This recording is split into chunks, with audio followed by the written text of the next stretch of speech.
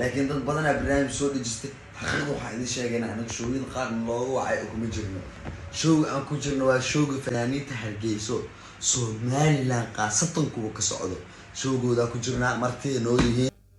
taasna waa qalad kale. qofka fanaanka ah waxaa la rabaa in uu weydiisto fanaanka kala soo muuqanaya habeenkaas showga ogolaasho inuu ka haysto waa isagoon ogolaasho ka haysan Sharma Boy iyo Khalid Kamil iyo Maslax Mideeye ayuu flyerkiisa ku soo daray.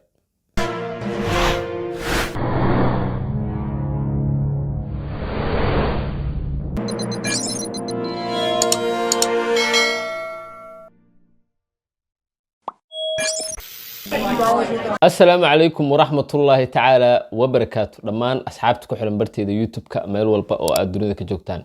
هدي مال إدين تاين مال وناكسن، هدي هبين إدين تاين هبين وناكسن. أنت أكذب. هدي عاد أفرتي ما شاء الله إلهي عافماتها كعقدكو. هدي ولي وقتك وحكاية لمن هي إلهي نبضها كو جارسيو. واتهاي. dad badan oo ku xiran barteeda YouTube-ka ayaa commentiga waxay ugu soo qoreen ayuu Carlo ka soo hadal fanaaniinta isku dhagan ee magaalada Muqdisho isku haysta habeenka ciidane labada show kala dhagsaday. waa tahay anigoo ixtiraamaya dadka ku xiran barteeda YouTube-ka ayaan jeclaystay inaan wax ka iraahdo sidoo kale aan fikirkayga ka dhiibto ama aragti ahaan sida ila muuqato. Okay. dabcan haddii aad daawatay barteeda TikTok-ga anigu hore ayaan uga hadlay fanaaniinta dhagsaday labada show ee raba inay bandhig faneed ka sameeyaan habeenka ciida ama shacabka ay u raaxeeyaan. waa tahay horaan uga hadlay haddana meeshaan YouTube-kayga ayaan uga hadlayaa. Okay. sida aad u ogsoontihiinba magaalada Muqdisho waxaa yimid fanaaniin ka yimid magaalada Hargeysa waxayna kala ahaayeen Najma Nashaad iyo Axmed Aarshe. labadaas ayaan hadda ka xusi karaa. waxayna u yimaadeen magaalada Muqdisho in ay ka heesaan aroos. markii ay yimaadeen waa la soo dhaweeyay. waxaa soo dhaweeyay dad badan oo reer Muqdisho ah, fanaaniin ah, caan ah. dadkaasna waxaan ka xusi karaa Xamdi Bilan. waa la soo dhaweeyay. markii la soo dhaweeyay arooskii waa ay qabteen ma sha Allah si sharaf leh u qabteen. markii ay arooska dhameysteen oo hooshoodu ay u dhamaatay ay waxay jeclaysteen in aysan Hargeysa ku laaban ayagoon xamar show ku qaban, in aysan Hargeysa ku laaban ayagoon dadka reer Muqdisho si fiican ugu shidin habeenka ciida. waxay jeclaysteen sidaas waxayna qorsheeyeen inay qabtaan show cajiib ah. hase ahaatee inta aysan showgooda soo dhagsan ayaa waxaa dhacday in nin fanaana oo la yiraahdo Ismaaciil Arka uu dhagsado show. Ismaaciil Arka waad ka warqabtaan waa fanaan waqtigiisa ku jira, waa fanaan ku soo caan baxay magaalada Hargeysa, waa fanaan reer Muqdisho ahay oo xamar ka tagay oo Hargeysa aaday oo soo laabtay asagoo fanaan weyn ah. إلا أنت إمك عن هسه قاضي وجعيلها هرجيسة قفاتي أو ده هرجيسة. واو هرجيسة ده مركان كله هاي مقدش إسماعيل أنا جو هنكتجي صح وحنكسر نقضي أنا جو إسماعيل لارا أديو ها اللي بح أديو أصلا أنا جو إسماعيل لارا هنكسر نقضي صح ده هالك وحي قد نكتي إسماعيل لارا قد نكتي ده عن مركتي عن قف ميلان اللي بكرمها هرجيسة بوانينتا فنانينتا برشة لمانها sida uu sheegana asagu wuxuu yiri markaan xamar ka tagayay waxaan ahay Ismaaciil laakiin waxaan soo laabtay anigoo ah Arka. Okay. Ismaaciil Arka wuxuu dhagsaday show. Najma Nashaad iyo Axmed Aarshane waxay dhagsadeen show. showga waxaa hor dhagsaday Ismaaciil Arka. laakiin fikradda ah in habeenka ciida show ay ku qabsadaan magaalada Muqdisho waxay ku hor dhalatay Najma Nashaad iyo Axmed Aarshe. laakiin Ismaaciil waa uu ugu hormaray oo asaga ayaa hor dhagsaday. marka arintu waa taas. laba hadii loo kala qaado caadiyan waxay ku soo dhacday ama ku dhalatay in ay show qabsadaan waa Axmed Aarshe iyo Najma Nashaad. laakiin flyerka waxaa hor dhagsaday Ismaaciil Arka.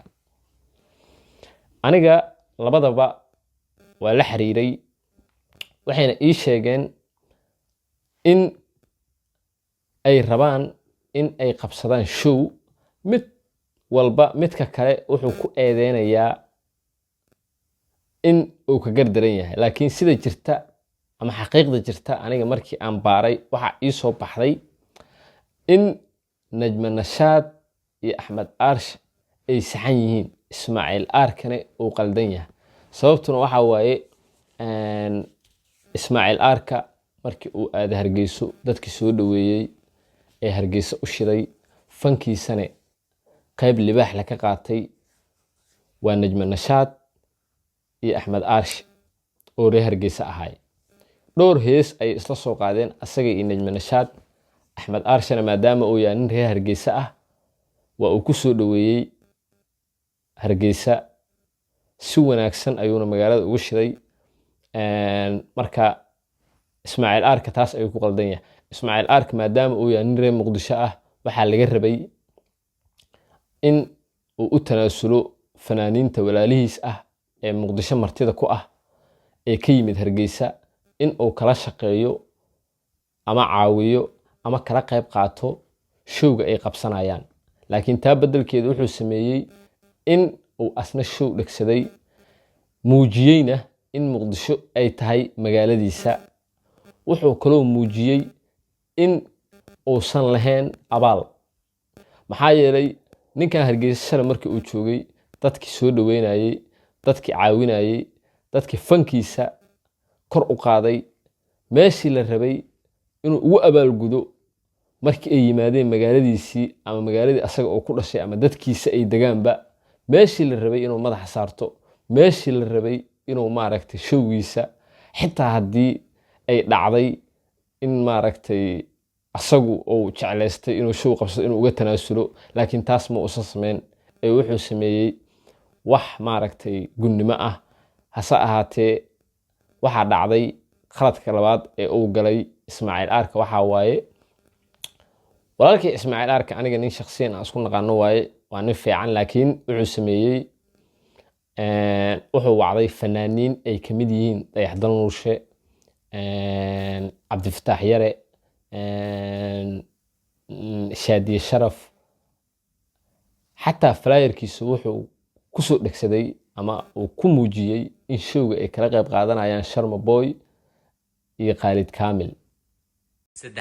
asxaabta qaaliga waa islaamna meel walba aad joogtaan. horta xaqiiqda aan sheegaynaa ma ahan qofka bini'aadamka been laga samaystay propaganda. aniga showga qabanaynaa iida hadduu ilaahay yiraahdo mana jecleen inaan soonka iyo dadkii oo maxaa la yiraahdaa ajir iyo xasanaad iyo maxaa la yiraahdaa karaamo ku jira inaan kasoo dhexgelino fanfan iyo waxaas. laakiin dad badanaa barnaamij soo dhejistay. xaqiiqda waxaan idin sheegaynaa anaga showyin qaarna looga wacay oo kuma jirno. showga aan ku jirno waa showga fanaaniinta Hargeyso Somaliland qaasatan kuwa ka socdo. showgooda ku jirnaa martida noo yihiin Axmed Aarshe, Sakariyo Kobciye, qofka la yiraahdo Najma Nashaad, Maryumaanka, Xamdi Bilan. waa la badan yahay asxaabtu waa inoo iida Axmed Kabanle, Axmed Kabanle aan dhehe, Mr. Xamidee, Khalid Kamil. waa la badan yahay guruubaa leeyahay. asxaabta waa inoo maalinka iida ah. inta kale aan maqashaan waa in kale oo Sharma Boy isagoon kala tashan. taasna waa qalad kale. qofka fanaanka ah waxaa la rabaa in uu weydiisto fanaanka kala soo muuqanaya habeenkaas showga ogolaasho inuu ka haysto. waa isagoon ogolaasho ka haysan Sharma Boy iyo Khalid Kamil iyo Maslax Mideeye ayuu flyerkiisa kusoo daray. taasna waa dharbaaxsho kale oo ku dhacday Ismaaciil Aarka. barkii waxa waaye Sharma Boy muuqaal oo ay ku weheliyaan Najma Nashaad iyo Axmed Aarshe ayuu soo duubay asagoo leh aniga waxaan la socdaa ama kala qayb galayaa showgooda Najma Nashaad iyo Axmed Aarshe. fanaaniinta la socda haddii aan isbarbar dhigno labada fanaan ee Axmed Aarshe iyo Najma Nashaad, haddii aan isbarbar dhig ku sameyno, Najma Nashaad waxaa la socdo Axmed Aarshe oo aad ka warqabtaan inuu yahay mucjiso. sidoo kale waxaa la socdo boqorada Muqdisho Xamdi Bilan. sidoo kale waxaa la socdo Sharma Boy ninka ciyaalka xamar ay ku waasheen ayaa la socdo khaalid kaamil waa mucjiso waxaa la socdo masrax mideeye waxaa la socdo sharma boy xaaskiisa malyuun maanka oo ayadana ah fanaanad khatar ah halkaas marka ay joogto waxaa kaloo la socdo mucjisada fanka sakriye kobciye sharaxaad uma baahna waa nin macno badan waa nin aad u macno badan waa fanaan dee weliba fanaan waxa waaye wixiisu ay fankiisu waa ka badbadis sakriye kobciye waa intaas halkan haddii aan qiimeeyo dhankan ismaaciil aarka asaga naftigiisu waa cajiib xilligiisu ku jiraa dood kama taagnaa qofka uu yahay ismaaciil aarka laakiin dadka uu wato ayay doodu ka taagan tahay waxaa la socda shaadi sharaf oo ah fanaanad weyn laakiin fankeedu uu ayaantan uusan ahayn dee cirka uusan ku jirin laakiin ah fanaanad weyn miisaanna kula fanka cabdifataax yare oo ah sayga shaadi sharaf asna waa fanaan normal ah khatar ah fiican laakiin aan mucjiso u ahayn sida sharma boy oo kale waxaa kaloo la socda dayaxdal nuurshe 4 sano ugu dambeeyay waxaan ka sifgariyay aniga ma jiraan dayaxdal nuurshe horena waa idinkugu sheegay oo barteeda tiktok-ga waa ku sheegay dayaxdal nuurshe ma ahan nin awooda in habeen dhan uu hayso 4 saac habeenimo markii la gaaro dayaxdal nuurshe ama 3 saac habeenimo markii la gaaro asagoo microphone ku dhagan ayay dumaashadeen farxiye microphone qabsanaysaa waxay leedahay oray dayax inta ka bax saqajaanyo waa late time marka dayaxdal nuurshe la iskuma hadlay karo waa fanaan heeso badan oo hirgala waa leeyahay laakiin qaab ciyaareed fiican kuma jiro waxaa kaloo la socda ama showga ku wehliya fanaaniin kaloo reer muqdisho ah oo aan sidaas caan u ahayn oo meesha ku jira waa tahay adiga hadda i daawanaya keebaad aadi lahayd show sharma boy najma nashaad axmed aashi sakriye kobciye xamdi bilan khaalid kaamil ay qabanayaan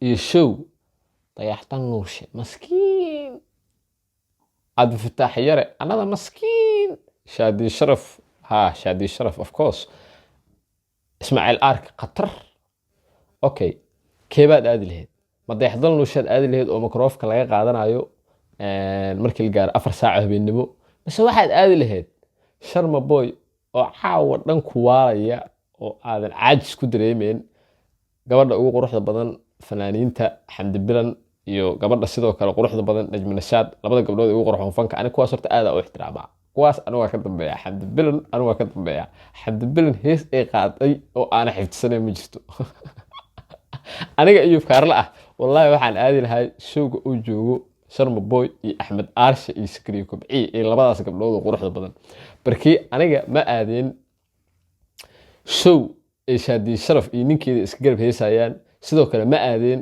show oo dayaxdal nuurshe joogo because dayaxdal nuurshe 4 saac oo markii la gaaro waa baxa ismaaciil aarka naftigiisa la iskuma hadlay karo barkii waagi hore waa uu dikri jiray nin xirow ahay cabaar markuu heesaysaa markay ka dhamaado door wuxuu leeyahay allahumma salli ala sayyidina muhammad iska gashanaa ninka ma fahanti because wixii hore ku soo duxaya okay inkastoo dikrigu uusan ahayn wax lagu kacama haddana waxaan waxa waaye waa wax uu hore u sameey jiray ismaaciil aarka waa tahay adiga hadda i daawanaya commentiga igu soo qor keebaad aadi lahayd haddii aad tahay ciyaal xamar keesa shidan maadaama aan kula wadaagay isbarbardhigga xoogaga ishaya soomaaliya waa mucjiso siyaasaddii waxaa isku hor fadhiya midowga musharaxiinta iyo muxuu ahaay farmaajo inkastoo farmaajo hadda uu gurguurto laga adkaaday dhulka lala dhacay hase ahaatee fankiina waxaa isku hor fadhiya ciidamo ay kala hogaaminayaan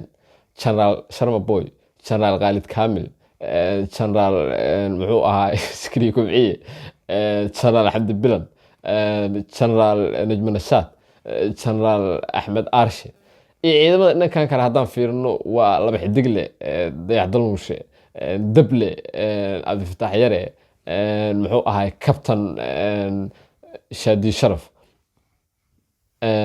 generaal ismaaciil aarka kaas of course laakiin waxay u badan yihiin dablayaal iyo laba xidiglayaal iyo janraallo.